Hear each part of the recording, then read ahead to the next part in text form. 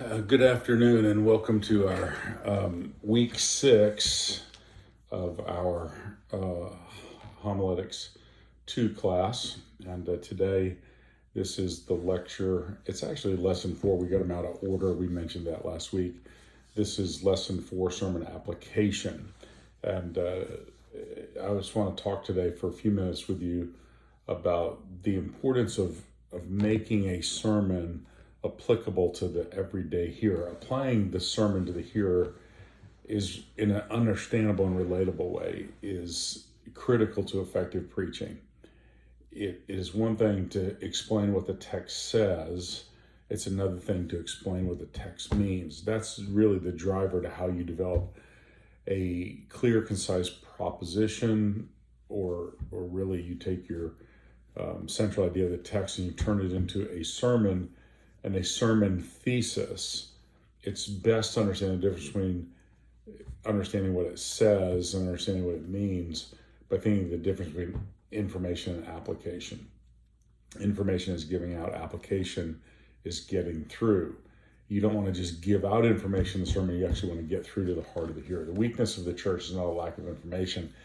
It has been the inability, or maybe even the unwillingness, to take what they know and apply it to their lives. Spurgeon said about application in preaching that where the application begins, the sermon begins. And what I want to do today is just share with you some quick thoughts that are hopefully helpful and practical as it relates to writing and delivering sermons that are rich in application. Let me just explain sermon application a little bit. I touched on it some, but I just really want to drive this into your thinking so that you can differentiate between information, exposition, and what part you really have argumentation that's making a case for it, and then application. What does this text, what does this sermon demand of the hearer? So sermon application, in kind of understanding it comprehensively, is revealing the meaning of the text. You can't get to application without revealing the true meaning of the text and setting it in its original context. That's where you get authority for what you are saying. The authority is, this is what God says in his revealed word about this subject.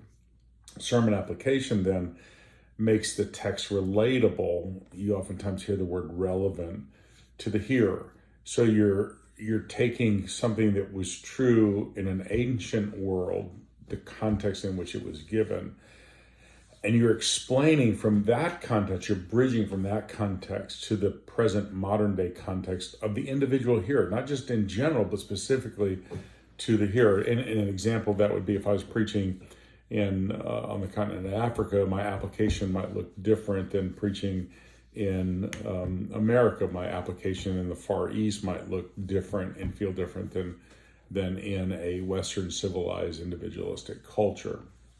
So you want to make the text relatable to the specific hearer. Sermon application then thirdly encourages the hearer to align their lives with biblical truth. It's not just they know this, but they're actually going to make a determination to live different. Remember, what you believe determines how you behave. Doctrine precedes duty. The effective preacher will not only help people to know what the Bible says, he will also help them to apply it to their lives. And application is the part where you really, in the sermon itself, you're coming alongside the hearer and helping them make a relevant application of the truth. They say, why is sermon application important? Well, let me give you just really 5 reasons why sermon application is really important in the sermon process. It moves the sermon from the head, that's the mind or knowledge, to the heart, that's the seat of your emotion. So you want to know something, you want to feel something in some way about what you now know, and then that moves you to the will, or moves to the will, that's the action or the behavior. It's always head, heart, hand. It's always head, heart, action. It's mind, emotion, will. That's what the sermon application does. Application, secondly, brings the truth of the Bible into our current world. I explained that to you a moment ago, but it's really, we oftentimes say this, that the Bible is for all time, all people, all places, and all cultures. The Bible is timeless. The Bible is appropriately applied across every context and culture. What is missing oftentimes is the ability on the part of the preacher to make that relevant application to their immediate context. In the overall big scheme of church life and even church traditions, churches and pastors tend to bend in a particular direction. One bent will be doctrinal. Another bent might be pietistic, which is really highly spiritual. And then another bent might be culturally aware. And so you have churches that are, very modern contemporary churches are very in tune to culture. Churches that are very traditional, typically very in tune to doctrine. Then you have we sometimes frown. I don't mean to be this narrow about it only, but it's kind of the more charismatic feel of experiential. That's the pietistic side. And truth is, churches ought to be balanced, and there ought to be doctrine, there ought to be experience, there ought to be cultural sensitivity. You know you're being effective, even if you're a doctrinal, pietistic approach to church life, if you have a cultural sensitivity where you can bring the truth of the Bible into the current world. Then thirdly, application should move us from moralism to the gospel. The great struggle and objection to a lot of preaching on the part of people is that preachers are just telling them what to do. And the message begins to sound like, you need to do better, you need to try harder. Gospel-rich application is not calling people to just a moralistic approach. It's actually showing them that the answer to the great problems is Christocentric. It's found in Jesus and in the truth of the gospel of Jesus Christ. And then fourthly, applications should confront the objections that hearers will have to the sermon. And every sermon every hearer of every sermon is going to interact with the sermon in their own mind. They're going to debate within themselves. They're going to argue with themselves. Do I really want to do this? Do I need to do this? Do I even understand what it is that they're asking them to do? And the more application that you get into the sermon, the more you're chipping away at the resistance and objections that people have. I'm going to come back and talk about that a little bit more in a moment in a practical way.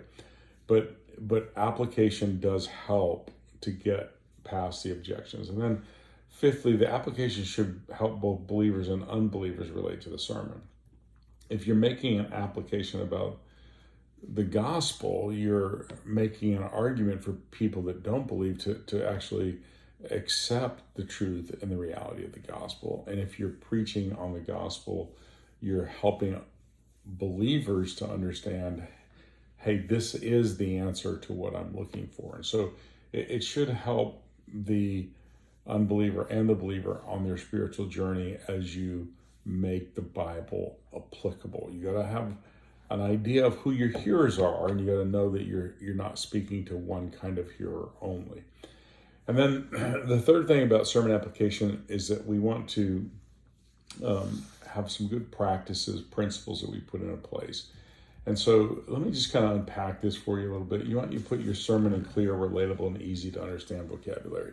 In other words, use words that are clear to people. All your work, your knowledge does not mean that you just mind dump on people. Avoid using terms that are confusing. We use insider language a lot. Define difficult words and concepts with clarity. If you're using difficult concepts in different worlds, build in time and language and metaphors and illustrations to help get that difficult truth across to people.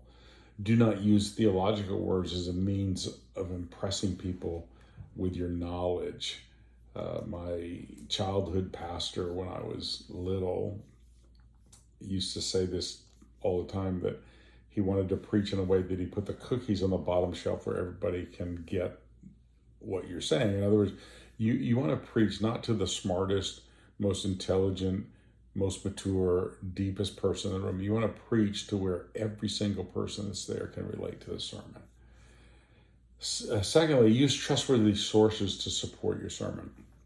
Where application really becomes effective is in your ability to show how that truth is being interacted with people, either their failure to use that truth or where that truth is being applied in a way that people can grab hold of it. The most obvious is this is where you blend illustration and application. You actually resource your sermon in a way that you show what you're talking about is possible to be done, and you apply it in the context of saying, here's what this looks like when somebody begins to live this out. The most obvious examples would be famous people, people that are popular in current culture that are also expressing biblical truth, and you're giving it as example that they are applying that truth in this way. Know the culture's objections to truth. There's two primary objections that people have. This comes from their worldviews. I say there's three worldviews. There's a religious worldview, there's a secular worldview, and then there's a gospel worldview. A religious worldview is really your traditional, maybe gospel deficient Christian or gospel deficient churchgoer, and these are people that view life from a religious framework. They have what we call moralistic view about life. I mentioned that earlier. A moralistic view of life really simply defaults to, hey, if I just do better and try harder, things are going to work out for me. Their default narrative is good things happen to good people, bad things happen to bad people. That works for them until something bad happens in their life and they think they're good, or something good happens in somebody's life that they think are bad. You have to demonstrate and confront that objection, and you do that. That's the application. That's where the application meets for them. The secular objection is people that view life from a secular viewpoint, or we call that a relativistic view. In other words, what they believe changes based on circumstance. What they believe changes based on the way that they feel, their emotions. Their worldview doesn't believe in absolutes, and so their default behavior is, I'm free to do what is best for me regardless of consequences. I'm really the master of my own choice, the master of my own domain. I'm looking out for number one, and I can do whatever I want to because there's no moral absolute anywhere. Your application there has to demonstrate that their worldview cannot be complete without God. The third worldview, I didn't put this in your outline, is really a gospel-centered view, and that is that the answer to all my problems in life are not a moralistic, do better, try harder. It's not just work this out for myself. It's trusting in the resources of the gospel, the finished work of Jesus to guide my life. And then you want to apply the sermon in connection to the gospel. Remember, the gospel is not just the way into the Christian life, it's the secret to the Christian life. Tim Keller said it this way, the gospel is not the ABCs of the Christian life, it's the A to Z of the Christian life. It is the whole thing. And the sermon should point people to Jesus, not put pressure on them to perform or try harder. Jesus is the answer, and he is the unfolding drama. He is the sum of all things.